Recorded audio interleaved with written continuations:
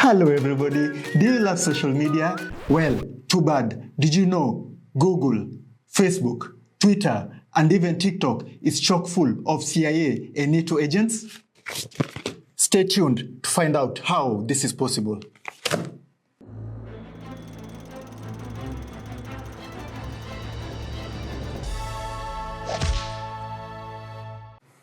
Welcome to Tunachiki's Africa Secret Files. I am your host, The Blank, and this is the show where we reveal hidden secret truths concerning the African continent. And in today's video, we will be talking about how the social media giants are chock full of former CIA, NATO, and other foreign countries' agents. So this was revealed in a recent investigation. This recent shocking news was revealed in a recent report, which we will link in the descriptions below. So let's look at our files for today and discuss how social media giants are chock full of CIA and NATO agents and how it concerns the African continent. Before we start, please make sure to subscribe and hit the notification bell and also like this video. It is the best way to show YouTube this is an interesting video and it will share it to like-minded people like you. So let's go on with today's video. On our third episode, we will be talking about how social media giants like Facebook, Google, Twitter, and TikTok are hiring ex-CIA, FBI, and NATO agents in key positions as reported by this new investigation. First, we will discuss why this is a very bad idea, and second, why this is a concern for Africa. So just to summarize the report, hundreds of former national security officials have gone to work for Google, Facebook, Twitter, and even TikTok after leaving their government services, raising concerns about the influence of their on-time agencies over the social media giants. Google alone, one of the largest and most influential organizations in the modern world, is filled with ex-CIA agents holding very important key positions. Studying employment and website database minpress.com and even LinkedIn has ascertained that Silicon Valley giants has recently hired dozens of professionals from the Central Intelligence Agency in recent years. Moreover, an unknown number of these recruits work in highly politically sensitive fields, wielding considerable control and power over how the products work and what the world sees on its screens and in its search results. So let's summarize what this report is saying, is that these ex-CIA, ex-FBI, ex-NATO agents are working in these organizations, and not just like programmers or like people who work on the code. No, these are people in leadership positions, people who make policy, people who decide what is allowed in the social media, what is not allowed in the social media, people who go like, okay, this content from this country, let's say Ethiopia, we don't want it here because it is interfering with some things that we cannot know their intentions, right? So this is the thing that we're talking about, right? You over here, you're using YouTube, you're using TikTok, you're using Twitter. You do not know the people who decide what content is posted. And as an African, we're already marginalized to begin with.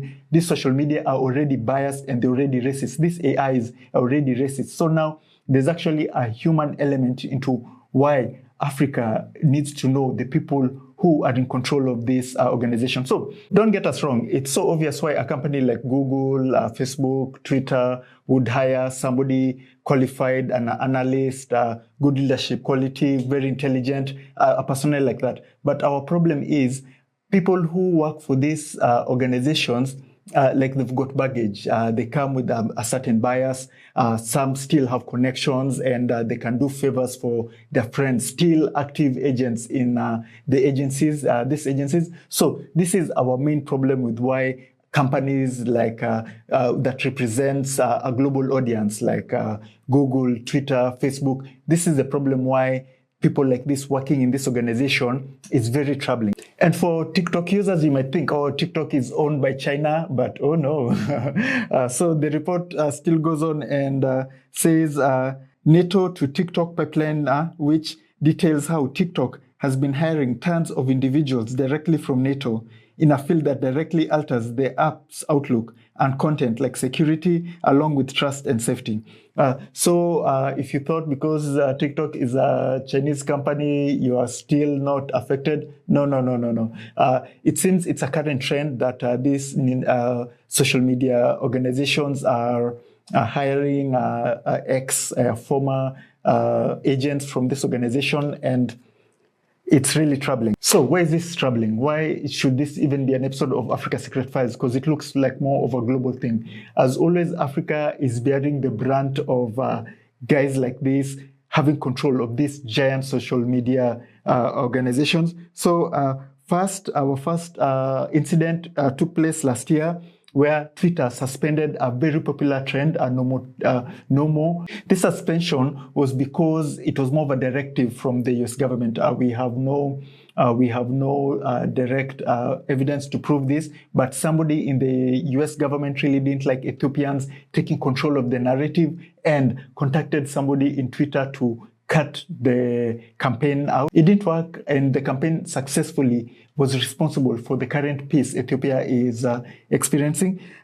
So another example is Facebook using its power to decide elections in Africa. You had these stories from Cambridge Analytica, and where so many elections, like in Madagascar, in West Africa, like those regions were decided just by Facebook, using Facebook data on you. And people who know to do this, to use this data to switch elections, to switch presidents, are these agents. So think about it. Before, changing regime change was a messy, bloody affair. Now all you need is data and a social media website. So why wouldn't the CIA not want somebody in this organization who can do their bidding for them?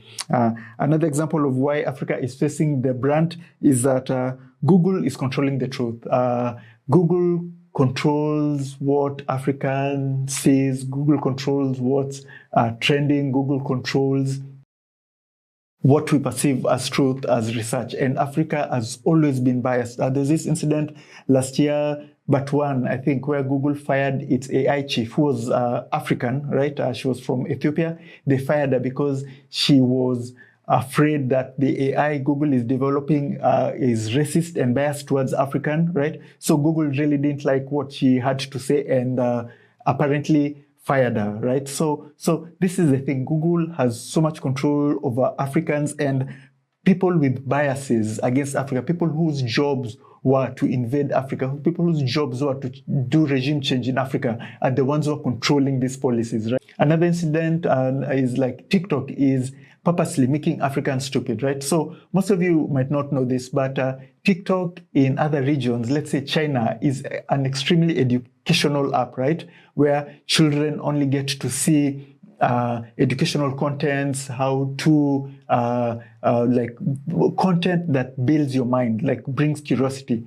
Unlike in Africa, where it's usually just entertainment, dances, like you say, like it's very hard for somebody to learn something from TikTok in Africa. But that's not the case in China, where children are also limited how long they can use this social media. Also, what content those same children can watch, right? Educational content, content that improves their minds, right? So it goes to show that as we just get the fun, non-educational content, then they get the educational content, right?